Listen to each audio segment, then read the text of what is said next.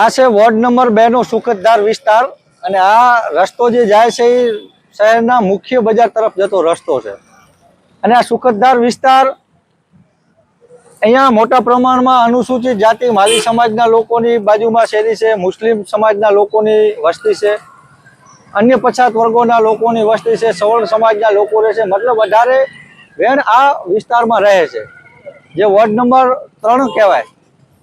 અને અહીંયા મુખ્ય પ્રવેશ દ્વાર છે વિસ્તારનો, ત્યાં જ આ ગંદકીનું સામ્રાજ્ય તમે જોઈ શકો છો। ઉભરાયેલ ગટરના કારણે આ બાજુ ગંદકી થાવલ પડી છે અને નગરપાલિકા જે દાવો કરે છે કે અમે ડોર ટુ ડોર કચરો કલેક્ટ કરવા આવી છીએ, તો વિસ્તારના પ્રવેશ દ્વાર કરે જ આવી ગંદકી હોય તો નગરપાલિકાની શું કામગીરી હશે। થોડા સમય પહેલા પાઇપલાઇન નાખી દીધું, નવો પેવર બ્લોકનો રસ્તો ઉપર નગરપાલિકા તોડીને ગઈ છે, હજી સુધી રિપેર કર્યો નથી।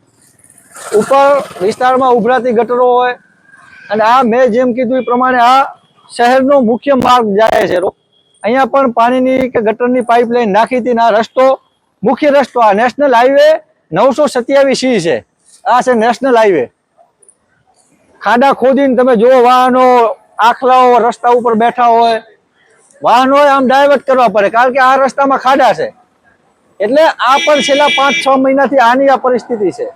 નગરપાલિકાએ ખાતરી આજ દિવસ સુધી મોટા દાવાઓ કર્યા છે, વચનો આપ્યા છે અને ચૂંટણીઓ આવે ત્યારે વેચાતા વોટો લીધા છે અને શહેરના લોકો પણ સમસ્યાને એડજસ્ટ કરીને જીવતા શીખી ગયા છે, એટલે કોઈ બીજી તકલીફ છે નહીં।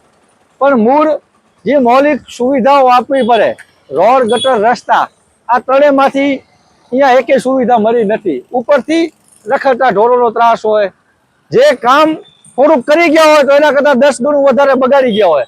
આ સમસ્યા અહીંયાના વિસ્તારોની સાથે વોર્ડની આ સમસ્યા છે। એટલે નગરપાલિકાને અહીંયાથી હું એટલું જ કહેવા માંગીશ કે ખરેખર ચૂંટણીઓ વખતે જેટલો ત્રાસ, જેટલો અધમ ઉપાડીએ છીએ, ચૂંટણીઓ વખતે જેટલા આપણે વોટ લેવાની ઈચ્છાઓ હોય છે એટલી જ ઈચ્છા શક્તિ તમે કામ કરવાની પણ રાખો। જો કામ કરવાની ઈચ્છા શક્તિ રાખી હોય તો આજે વિસ્તારોના દ્રશ્યો આ ન હોય। આવા દ્રશ્યો કોઈ એકદમ ગરીબમાં ગરીબ અને સૌથી વધારે ભ્રષ્ટાચાર થતો એવા દેશના પણ આવા દ્રશ્ય નથી। એવા રાપર શહેરના વાગડ વિસ્તારનું મુખ્ય મથક કહેવાય, એ વિસ્તારમાં આવી સમસ્યાઓથી જૂજી રહ્યો છે।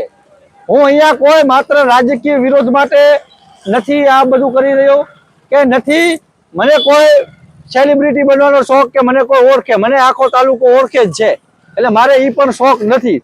પણ જે સમસ્યાઓ છે, જે અવારનવાર રજૂઆતો કરવામાં આવે છે, અવારનવાર નગરપાલિકા કને રોજડા રોવામાં આવે છે, છતાં નગરપાલિકાના પેટનું પાણી હલતું નથી। ખરેખર રાપરના લોકોએ, રાપરના દરેકે દરેક વોર્ડના લોકોએ જાગૃત થવાની જરૂર છે અને નગરપાલિકાને પ્રશ્ન પૂછવાની જરૂર છે કે વોટ લઈ જાઓ છો, સરકાર બનાવી જાઓ છો, જીતી જાઓ છો, તો કામ શા માટે નથી થતા? અને હવે જો કામ નહીં થાય તો આવનારા સમયમાં આમને આપણે સબક શીખવાડવો જોશે। અને આવો અવાજ ઉપાડતા રાપરનો, મારા વાગડનો દરેક નાગરિક, દરેક યુવાન, દરેક જાગૃત વ્યક્તિ અવાજ ઉપાડતા શીખે તો જ નગરપાલિકાને ભાન આવશે ને તમારા વિસ્તારોના કામ થશે। હું નગરપાલિકાને અહીંયાથી વિનંતી કરું છું કે વહેલી તકે આ વોર્ડના, આ વિસ્તારના પણ જે મૌલિક સમસ્યાઓનો સામનો કરવો પડી રહ્યો છે, જે મૌલિક સુવિધાઓનો અભાવ છે, એ સુવિધા તાત્કાલિક અસરથી આપવામાં આવે, અન્યથા આવનારા સમયમાં એવું મોટું આંદોલન થશે કે જેની નગરપાલિકાએ કલ્પના પણ નહીં કરી હોય। એટલે હું અહીંયાથી છેલ્લી એ જ વાત કરીશ કે નગરપાલિકા પોતાના આ કાયદેથી હાથ હટાવે અને આ સમસ્યા જોવે, આ સમસ્યાનું સમાધાન કરે, અન્યથા આવનારો સમય એટલો તમારા ચૂંટાયેલા કોર્પોરેટરો, તમારા હોદ્દેદારો માટે કપરો હશે કે આખા શહેરમાં એમને બાયકોટ કરશો અને ક્યાંક અપમાનિત પણ થશો તમારા લક્ષણના કારણે, જેથી આવું ન કરવું પડે અને આ બધી સમસ્યાનું સમાધાન કરો, એવું અહીંયાથી વિનંતી કરું છું। ધન્યવાદ।